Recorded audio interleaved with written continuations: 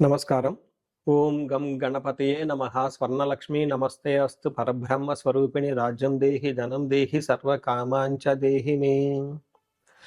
అందరికీ స్వర్ణలక్ష్మి అమ్మవారు ఎప్పుడు ప్రతి నిమిషం సంతోషంగా ఉండే విధంగా, చక్కగా నవ్వుతూ ఉండే విధంగా, ఆనందభరితంగా ఉండే విధంగా మనల్ని అనుగ్రహించాలని, అంతేకాకుండా మనందరికీ రాజ్యాధికారం ఉండే విధంగా అనుగ్రహించాలని, అమ్మవారు మనందరికీ సమృద్ధిగా ధనం ఇవ్వాలని, అంతేకాకుండా ప్రతి ఒక్కళ్ళకి వాళ్ళ మనసులో ఉన్న కోరిక తక్షణమే నెరవేర్చే విధంగా అమ్మవారికి మనకు ఆశీర్వాదం ఉండాలని చెప్పేసి కోరుకుంటూ ముందుకెళ్దాం.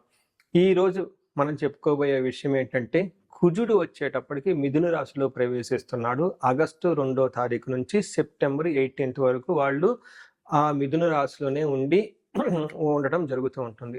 తద్వారా 12 రాశుల వారికి చాలా విషయాల్లో అనేక రకాలైన మార్పులు చేర్పులు వచ్చే అవకాశం ఎక్కువగా ఉంటుంది. కొంతమంది అనుకూలంగా ఉంటుంది, కొంతమందికి వచ్చేటప్పుడు ప్రతికూలంగా ఉంటుంది, కొంతమందికి కొంచెం ఇబ్బంది పెట్టే విధంగా ఉంటుందని తెలుసుకోవాలి. కుజుడు వచ్చేటప్పటికి ధైర్యానికి, పరాక్రమానికి, హీరోయిజానికి సంబంధించిన గ్రహము. కుజుడు వచ్చేటప్పటికి ఎనర్జీ, స్ట్రెంగ్త్, ఇనిషియేటివ్ అనే పనికి ముందుకెళ్ళాలని దానికి సంబంధించిన గ్రహము. యంగర్ బ్రదర్స్ సిస్టర్స్ ఎవరంటే వాళ్ళకి సంబంధించిన గ్రహము. అంతేకాకుండా మోస్ట్ ఇంపార్టెంట్, కుజుడుని భూమి పుత్ర అంటారు. అంటే ల్యాండ్స్, ప్రాపర్టీస్, బిల్డింగ్, కన్స్ట్రక్షన్ వీటికి సంబంధించిన గ్రహం. కుజుడు వచ్చేటప్పటికి మిలిటరీ, పోలీస్, సైన్యాధ్యక్షులు ఇలాంటి వాటికి సంబంధించి వెపన్స్కి సంబంధించిన గ్రహము. అలాగే కాకుండా కుజుడు వచ్చేటప్పటికి ఫైర్, హీట్, ఇంజనీరింగ్, టెక్నాలజీ, ఫోర్స్ని అప్లై చేసే ఇట్లాంటి పనులన్నిటి కూడా కుజుడికి సంబంధించిన గ్రహం. ఇలాంటి కుజుడు మిథున రాశిలో 45 రోజులు సుమారు ఉండటం వల్ల మిగతా 12 రాశుల వరకు ఎలా ఉందో మనం చూద్దాం. మీనరాశి వారి గమనించుకుంటే కుజుడు 4వ స్థానంలో ఉండటంతో కొంచెం కొన్ని విషయాల్లో ఇబ్బందులు పడే అవకాశం ఎక్కువగా ఉంటుందని గమనించాలి. అందులో ముఖ్యంగా చూసుకుంటే మదర్కి హెల్త్ విషయంలో కొంచెం జాగ్రత్తగా ఉండాలి. ఇంటికి సంబంధించిన వ్యవహారాల్లో, గృహానికి సంబంధించిన వ్యవహారాల్లో చాలా అనుకూలంగా ఉంటుంది. అలానే వెహికల్స్ నడిపేటప్పుడు కొంచెం జాగ్రత్తగా నడపాలి. టోటల్గా చూసుకుంటే ఇంట్లో ఏదైనా కనుక కొన్ని విషయాల్లో మనస్పర్ధలు వచ్చే అవకాశం ఎక్కువగా ఉంటుంది. నెక్స్ట్ ఎడ్యుకేషన్, ఎవరైతే గ్రాడ్యుయేషన్ చేస్తూ ఉంటారో ఎడ్యుకేషన్లో అంత అకాడమిక్స్లో పెర్ఫార్మెన్స్ చాలా ఫాస్ట్గా ఉండే అవకాశం చాలా తక్కువ ఉంటుందని గమనించుకోవాలి. టోటల్గా చూసుకుంటే ఇంటికి సంబంధించిన వ్యవహారాలలో కొంచెం విచారకరంగా ఉండేది అవకాశం ఎక్కువగా ఉంటుంది. కొంచెం ఇరిటేషన్ కలిగే అవకాశాలు ఎక్కువగా ఉంటాయని గమనించుకోవాలి.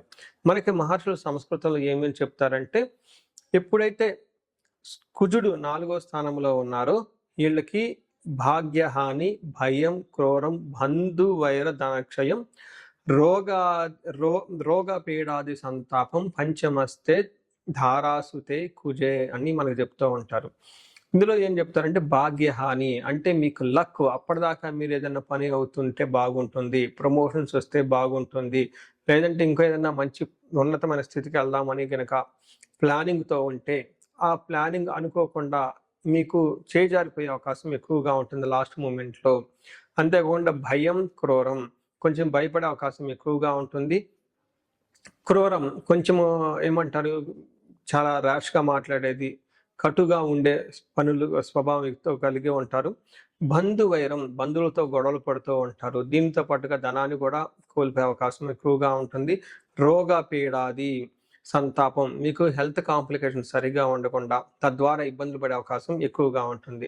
సో చూశారు కదండి, ఎప్పుడైతే కుజుడు 4వ స్థానంలో ఉన్నారో కొంచెం కేర్ఫుల్గా ఉండవలసిన అవసరం ఎంతైనా ఉందని మీరు గమనించాలి.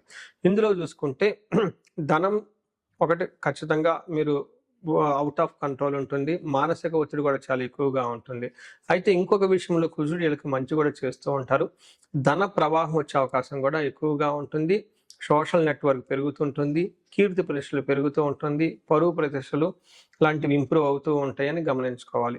అంటే ఇక్కడ మీకు కుజుడు కొంచెం ఇంటి వాతావరణంలో ఇబ్బంది పెడుతున్న, నెట్వర్క్ విషయంలోనూ, తర్వాత సోషల్ రిప్యుటేషన్ విషయంలో చాలా చక్కగా మంచి చేస్తాడని గమనించుకోవాలి. మనం ఈ రాశి వారికి పరిహారాలు చూసుకుంటే ఇందులో పరిహారాలు 2-3 రకాలుగా చెప్తానండి. ఒకటి సెల్ఫ్ రెమెడీస్, మీరు చెప్పుకునే పరిహారాలు చెప్తాను. రెండో పరిహారం మీరు గమనించుకుంటే ఈ యొక్క శ్రావణ మాసాన్ని దృష్టిలో పెట్టుకొని ఈ శ్రావణ మాసాన్ని ఎలా సద్వినియోగం చేసుకోవాలో దాని గురించి పరిహారాలు చెప్తాను. తర్వాత విశేష పరిహారాలు ఉన్నట్టు మీ యొక్క ఇండివిడ్యువల్ జాతకానికి సంబంధించిన పరిహారాలు ఇలా 3 లెవెల్‌లో పరిహారాలు చెప్తాను. ఫస్ట్ ఏంటంటే మనకు శ్రావణ మాసం వస్తుంది కాబట్టి, ఈ శ్రావణ మాసాన్ని మనం సద్వినియోగం చేసుకునే విధంగా స్వర్ణలక్ష్మి విశేష హోమం అనేది ఒక హోమం జరుగుతూ ఉంటుంది. ఎవరైనా గనక అది నా సమక్షంలో జరుగుతూ ఉంటుంది.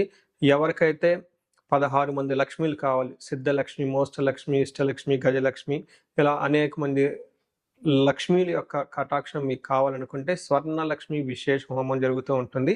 ఇక్కడ స్వర్ణలక్ష్మి అమ్మవారి దేనికి ప్రతీక అంటే మీ యొక్క సంపదలకి విలువ పెరగటానికి స్వర్ణలక్ష్మి అంటారు. అంటే ఆల్రెడీ మనకు ఇల్లు ఉండొచ్చు, సంపాదన ఉండొచ్చు, పిల్లలు ఉండొచ్చు, అందరూ ఉండొచ్చు. అయితే వాటికి విలువ ఇంకా పెరగటానికి కావాల్సిన ఒక శక్తి అమ్మవారిని స్వర్ణలక్ష్మి అంటారు. ఈ యొక్క స్వర్ణలక్ష్మి విశేష పూజ చేయడం జరుగుతుంటుంది. అమ్మవారికి ఎంతో ఇష్టమైన తామర పూలతో ఈ యొక్క హోమం చేయటం జరుగుతుంటుంది. అమ్మవారికి ఇష్టమైన అనేక పుణ్య ద్రవ్యాలు మొత్తం ఈ పూజ సామాగ్రి వాడటం జరుగుతుంటుంది. ఇది అయిపోయిన తర్వాత ప్రతి ఒక్కరికి 3 వెండి కాయిన్స్ ఇవ్వటం జరుగుతుంటుంది. ఒకటి బీరువాలో పెట్టుకోవడానికి, ఒకటి మీ పర్సులో పెట్టుకోవడానికి, ఒకటి పారే నీళ్ళల్లో డ్రాప్ చేయటానికి. ఇలా ఒక కుబేర మూటని కూడా ఇవ్వటం కూడా జరుగుతూ ఉంటుంది. ఇది గ్రూప్గా సామూహికంగా చేయటం జరుగుతూ ఉంటుంది. దీన్ని అందరూ సద్వినియోగం చేసుకోవాలని చెప్పేసి నేను కోరుకుంటున్నాను. నెక్స్ట్ రెమెడీస్, ఈ కుజుడికి సంబంధించిన ఇంట్లో చేసుకునే రెమెడీస్ ఏంటంటే, ఫస్ట్ కందులు 1 కేజీ దానం ఇవ్వగలిగితే చాలా బాగుంటుంది. సుబ్రహ్మణ్యేశ్వర స్వామి భుజంగ స్తోత్రం చదివితే ఇంకా చాలా బాగుంటుంది. ఎవరైనా గనక ఇంకా ఆంజనేయ స్వామి గుడికి వెళ్ళి మంగళవారం గనక ఆకు పూజతో గనక పూజ చేయించగలిగితే ఇంకా బాగుంటుంది. ఇవి సెల్ఫ్ రెమెడీస్ అని చెప్పుకోవచ్చు.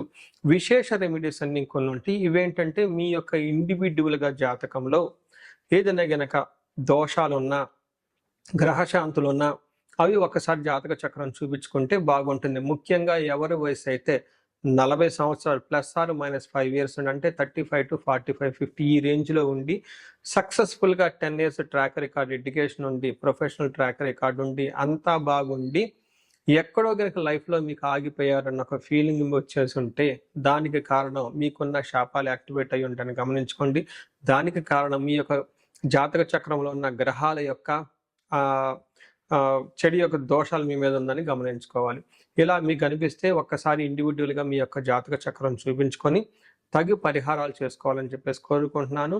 అందరూ ఇప్పుడు విధంగా స్వర్ణలక్ష్మి విశేష హోమంతో పాటు హెల్త్ బాగా లేకపోతే మృత్యుంజయ హోమము, ఆయుష హోమం చేయించుకోవటం, భార్యాభర్తలకు అన్యోన్య దాంపత్య పాశుపత హోమం చేయించుకోవటం, ఎలాంటి పరిష్కారాలు కానీ సరే రాహువుకి సంబంధించిన ఇలాంటివి ఉంటే చండీ హోమం చేయించుకోవటం చాలా ముఖ్యం అని చెప్పేసి నేను కోరుకుంటున్నాను. మీ అందరికీ అష్టైశ్వర్యాలు కలగాలని, భోగభాగ్యాలు కలగాలని చెప్పేసి నేను కోరుకుంటున్నాను. నమస్కారం.